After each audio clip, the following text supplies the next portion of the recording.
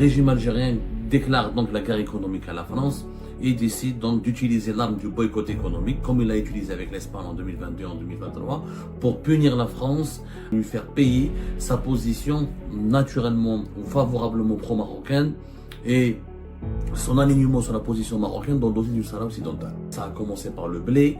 Le 5 octobre dernier, on en a parlé qu'il n'y a pas que le blé et les produits agricoles alimentaires. L'Algérie va boycotter les produits français. La France pourrait aussi riposter et boycotter les produits algériens. Cette guerre économique va nous coûter extrêmement cher. Parce que nous, on exporte des matières premières. On n'exporte pas des produits industriels et les matières premières que nous exportons, ce pas des matières premières agricoles ou alimentaires. Si l'Algérie demain décide de ne plus vendre du gaz et du pétrole à la France, eh ben la France elle peut aller acheter son pétrole et son gaz ailleurs. Tu n'as pas beaucoup d'influence. Parce que le gaz algérien, le pétrole algérien ne représente pas 50% de la consommation française. Il y a 10% qui met le gaz algérien entre 8 et 10. La France peut remplacer facilement l'Algérie. Par contre, est-ce que l'Algérie pourrait remplacer facilement la France ? Par exemple, au niveau de l'agriculture, nous sommes ultra dépendants de la France. Hier, le 9 octobre 2024, l'agence internationale, l'agence de presse britannique internationale, l'une des agences de presse les plus connues, les plus réputées au monde, à savoir l'agence Reuters, a confirmé officiellement les informations révélées par l'Algérie Part le 5 octobre dernier, à savoir le début du lancement par le régime algérien, par les autorités algériennes, du boycott des importations françaises et des produits français. Le régime algérien déclare donc la guerre économique à la France et décide donc d'utiliser l'arme du boycott économique, comme il l'a utilisé avec l'Espagne en 2022 et en 2023, pour punir la France et lui faire payer sa position naturellement ou favorablement pro-marocaine et son alignement sur la position marocaine dans le dossier du Sahara occidental. On l'a expliqué hier, ça a commencé par le blé. Le 5 octobre dernier, on en a parlé qu'il n'y a pas que le blé et les produits agricoles alimentaires et que ce boycott algérien des produits français va concerner y compris les produits industriels. Ceci dit, est-ce que ce boycott, est-ce que dans cette guerre économique, est-ce que l'Algérie pourrait sortir gagnante ? Malheureusement, ce sujet est très galvaudé, banalisé et pas suffisamment traité avec sérieux. Beaucoup de dirigeants algériens font croire à la population algérienne qu'on peut se passer d'un partenaire important comme la France de façon assez rapide ou sans aucun souci et qu'il n'y aura pas de conséquences pour le marché algérien. On a vu avec l'Espagne qui faisait partie parmi nos 5 plus importants partenaires commerciaux durant de longues années. On a vu qu'en 2022 et 2023, ça a perturbé énormément le marché algérien et que dans pas mal de secteurs, comme le matériel de construction, comme dans les pièces de rechange, mais surtout dans les produits agricoles comme la volaille, les produits alimentaires, pardonnez-moi, comme la volaille, les prix ont augmenté et l'Algérie a eu du mal à juguler une vague inflationniste à cause de ce boycott des produits espagnols qui ont créé des situations de pénurie dans le marché algérien, qui ont créé des problèmes importants dans le marché algérien. Il s'avère que la France, c'est très important sur le plan économique pour l'Algérie. Et l'Algérie demeure aussi très importante pour la France sur le plan économique. Et que ce boycott, ou là une guerre économique, parce que le boycott c'est quoi ? C'est une forme de guerre économique. Et l'Algérie va boycotter les produits français. La France pourrait aussi riposter et boycotter les produits algériens. Cette guerre économique va nous coûter extrêmement cher. Elle va provoquer des problèmes pour la France, mais elle va aussi provoquer des problèmes pour l'Algérie. Pourquoi ? Parce que si nous, on exporte vers la France que des produits énergétiques essentiellement, qui sont le pétrole et le gaz, nous, la France, elle demeure quand même parmi notre premier fournisseur dans énormément de produits, notamment les produits industriels et surtout les produits agricoles et les produits alimentaires. On n'explique pas suffisamment la complexité des relations économiques de l'Algérie avec les autres pays. Pourquoi notre pays ne sort pas forcément gagnant et pratiquement jamais gagnant dans ces guerres économiques? Parce que nous, on exporte des matières premières. On n'exporte pas des produits industriels et les matières premières que nous exportons, c'est pas des matières premières agricoles ou alimentaires dont nous sommes des grands producteurs. C'est des matières premières énergétiques. Et ces matières premières énergétiques, le gaz et le pétrole, on les trouve aussi ailleurs. C'est-à-dire que si l'Algérie demain décide de ne plus vendre du gaz et du pétrole à la France, eh ben la France elle peut aller acheter son pétrole et son gaz ailleurs. Il y a autre chose, l'Égypte produit du gaz, le Nigeria, la Malaisie, l'Indonésie, le Qatar, le gaz de schiste des États-Unis d'Amérique, etc. L'Azerbaïdjan. Et aujourd'hui, le marché mondial du gaz et du pétrole est en plein boom et l'Algérie n'est pas un gros producteur.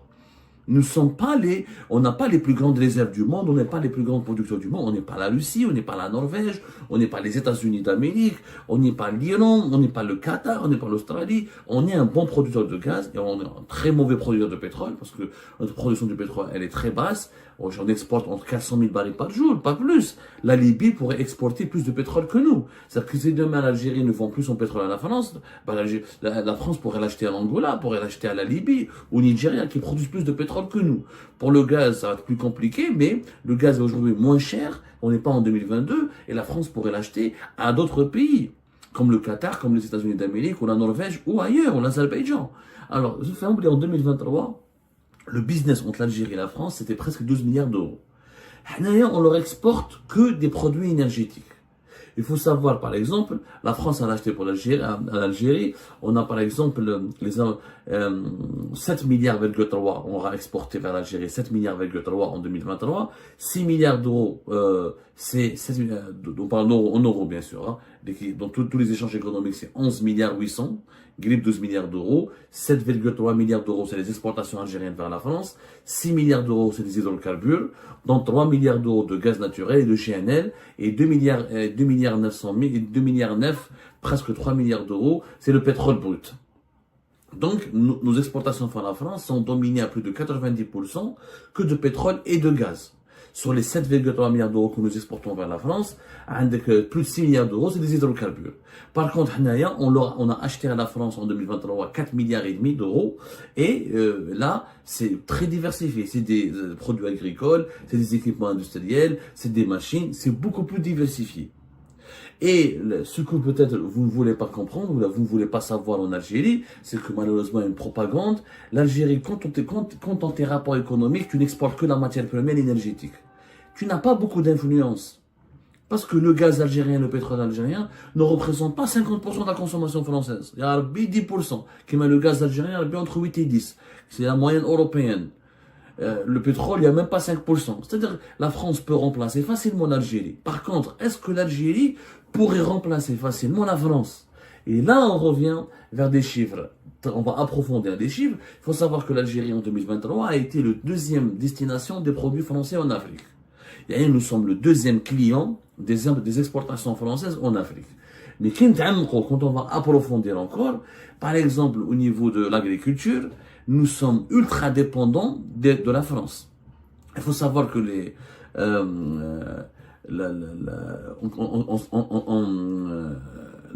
si on est globalement, pour les exportations françaises, on est le deuxième pays en Afrique, on est le 13e client de la France.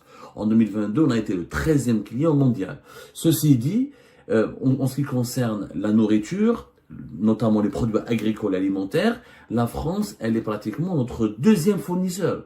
Elle a toujours été classée au premier, au deuxième, au troisième fournisseur. Et on va vous donner les chiffres. Par exemple, les exportations françaises, nous avons généralement 3 pays où nous importons nos produits agricoles, nos produits agroalimentaires. Le Brésil, la France et l'Argentine. Même le Canada et la Nouvelle-Zélande. La France a toujours été troisième, au deuxième, au premier dans l'approvisionnement du marché algérien en produits agricoles et en produits alimentaires, ou là en matières premières alimentaires. Là, c'est comme des exemples. Par exemple, le blé tendre. Depuis 2019, par exemple, 60% des produits agricoles que nous importons depuis la France, c'est le blé. En 2022, nous avons payé pour l'équivalent de 806 millions d'euros de blé français. Et on a payé à la France 806 millions d'euros pour acheter du blé. Alors, la France a toujours été parmi nos premiers fournisseurs. Bon, concernant le blé, il est vrai que ces dernières années, on n'est plus aussi dépendant que la France. Par exemple, la France qui était, elle avait 80-90% du marché du blé algérien, il y a 80-90% de notre blé tendre venait de France, jusqu'à 2019 pratiquement. Entre 2019 par exemple et 2020, 88% du blé que nous consommions, le blé tendre que nous avons importé depuis l'étranger, venait de France. On avait le marché algérien, à l'époque, représentait pour la France 1 milliard d'euros. 1 milliard d'euros. Donc on paye chaque année 1 milliard d'euros. Ça a commencé à baisser puisque à partir de 2020-2021, les autorités algériennes, notamment à travers l'Office international, l'Office algérien interprofessionnel des céréales, l'OIC, il a décidé de modifier son cahier de charge en 2020 pour permettre l'entrée, pour permettre l'importation de d'autres graines et d'autres types de blé, notamment le blé qui est en provenance de Russie et de la mer Noire. Donc à ce moment-là, à partir de 2021, 2022-2023, la France a commencé à perdre ses parts de marché en Algérie. Mais elle est restée quand même premier fournisseur de l'Algérie jusqu'à 2022. En 2022 même jusqu'à 2023, elle était parmi les premiers fournisseurs de l'Algérie. Durant par exemple les mois de décembre 2022 jusqu'à 2022 et jusqu'à la fin de l'année 2022, jusqu'à décembre 2022, 82% des importations du blé algérien venaient de France. Même ça a commencé à baisser avec les crises politiques, c'est-à-dire que le boycott du blé français a commencé en réalité bien avant cette crise qui a commencé entre l'Algérie et la France à cause du Maroc et du Sahara occidental en juillet 2024. La France, par exemple, elle a exporté uniquement depuis 2023 1 600 000 tonnes. Donc, c'est 27% des parts de marché. Elle a perdu 180 000 tonnes par rapport à la campagne, par exemple, 2022. Ensuite, l'Algérie elle a diversifié. Elle a commencé à importer du blé depuis la Bulgarie. Nous avons acheté en Bulgarie pour plus de 1,5 million de tonnes. Et nous avons commencé à acheter aussi depuis la Russie 1 600 000 tonnes. Donc, déjà, depuis 2020, fin 2022, début 2023, on a commencé à diversifier, comment on appelle ça, nos fournisseurs. Jusqu'à 2021, la France était numéro 1. À partir de 2022-2023, la France a toujours été au numéro 1, au numéro 2, au numéro 3, avec la Russie, la Bulgarie, les autres pays baltiques, etc., comme l'Estonie, etc. On commence même à importer du blé depuis l'Allemagne aussi. Ça, elle a perdu des parts de marché. Mais quand même parmi les 3 premiers fournisseurs. Ça veut dire qu'aujourd'hui, si on boycotte le blé français, il faudra qu'on le remplace totalement par d'autres blés. Est-ce que l'Algérie est gagnante? Je ne sais pas. Je ne sais pas. En tout cas, il n'y a pas que le blé. Il faut savoir que l'Algérie n'importe pas depuis la France que le blé. Parce que, ok, tu remplaces le blé français par le blé russe, le blé bulgare, le blé allemand, et au la France, on va provoquer une perte de plus de 800 millions d'euros pour la France. En 2022, c'était 800 millions d'euros. Jusqu'à 2021, elle était leader. À partir de 2022, elle a commencé, la France, à partager, au lieu d'avoir 80% du marché algérien, on a commencé à partager avec les Bulgares et les Russes et les Allemands et les autres. Donc, les parts de marché de la France ont beaucoup, ont été, on va dire, ont énormément reculé. Depuis 2022, on veut dire, elle a eu pratiquement 30, elle est passée de 88% en 2021 à même pas 30% en 2020, à partir de 2022. Ok, on leur a fait perdre du marché. Le blé, on peut le remplacer, mais et les autres postes, et les autres importations, et les autres produits. Par exemple, la France pratiquement est parmi les 3 fournisseurs, ça varie chaque année, en tout cas, parce qu'il n'y a pas un classement chaque année, en tout cas pour les animaux vivants. La France, elle est toujours parmi nos 3 premiers fournisseurs. Les animaux vivants représentent 13% des exportations algériennes vers la France. Les bovins, les génisses laitières, tout ce qui est les animaux, tout ce qui est notamment en matière de bœuf, tout ce qui est destiné à l'engraissement. L'Algérie a été toujours le premier débouché, notamment sur le marché au niveau du continent africain, pour le bœuf français. Est-ce que tu vas remplacer, comment on va remplacer le bœuf français par d'autres? Comment on va faire? On va uniquement faire du Brésil et de l'Argentin? Il faut savoir, on ne peut pas changer de fournisseur comme ça aussi important du jour au lendemain. C'est-à-dire par exemple, on a des parts de marché, par exemple, de plus de 20 à 30% avec un pays, on ne peut pas le remplacer rapidement parce que les entreprises algériennes, les agriculteurs algériens, les éleveurs algériens, ne peuvent pas remplacer leur cheptel. Il y a des équipements agricoles, il y a des services après-vente, il y a un suivi vétérinaire, et aussi il faut s'adapter. Quand des milliers par exemple, pour le cheptel bovin, des milliers d'agriculteurs sont habitués, algériens sont habitués à la marchandise, entre guillemets, française. Et ils ont des rapports avec les éleveurs français, ils ont des rapports avec des entreprises françaises, il y a des formations, il y a des savoirs, il y a un transfert de savoir-faire. Tu peux pas aujourd'hui, demain, dire aux partenaires français, je vous remplace du jour au lendemain par des Allemands, par des Hollandais, par des Brésiliens, par des Argentins. Ça se passe pas comme ça. Changer de fournisseur, changer de partenaire, ça exige une période de transition. Et pendant cette période de transition, il faut veiller à ce qu'on puisse combler le marché. هذه اللي الناس ما تفهمها.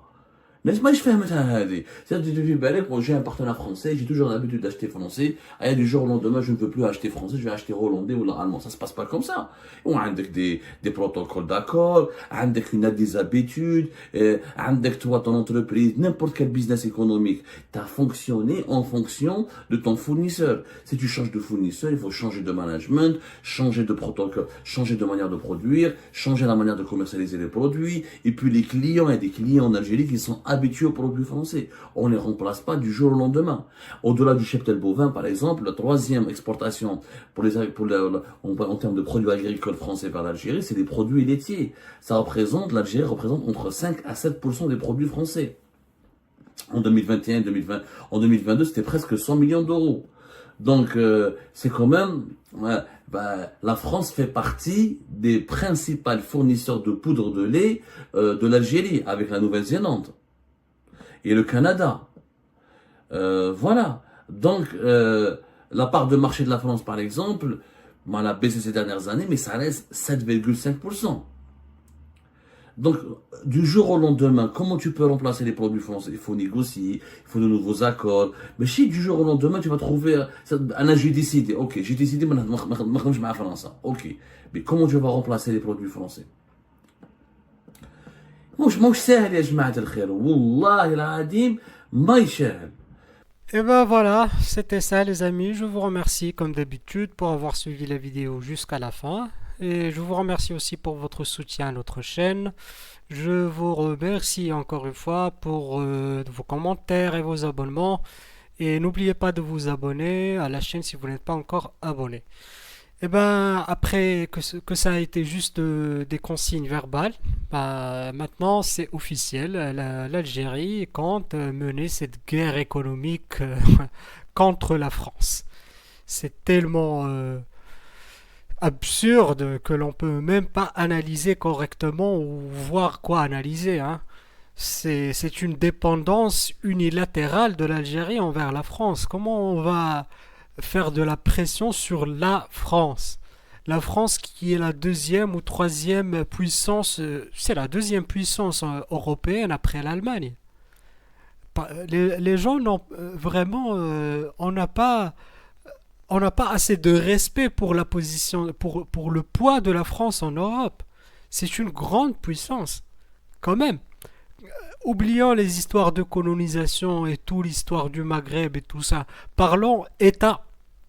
La France est un grand État. On ne boycotte pas économiquement la France comme ça, sans conséquences, sans... Il y aura des conséquences.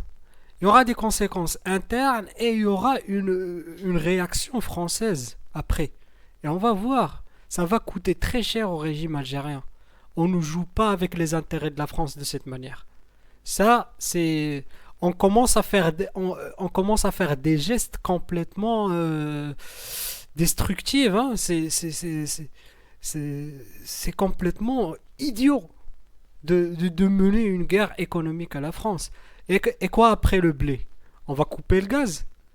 Si le régime algérien ose, je dis bien, s'il ose toucher au gaz, c'est pas comme Abdou le dit, ah voilà, la France, si l'Algérie coupe le gaz, elle pourra trouver d'autres... Non, non, non, non, non, non, non, c'est pas question de trouver d'autres fournisseurs, c'est question de souveraineté, c'est question de position de l'État.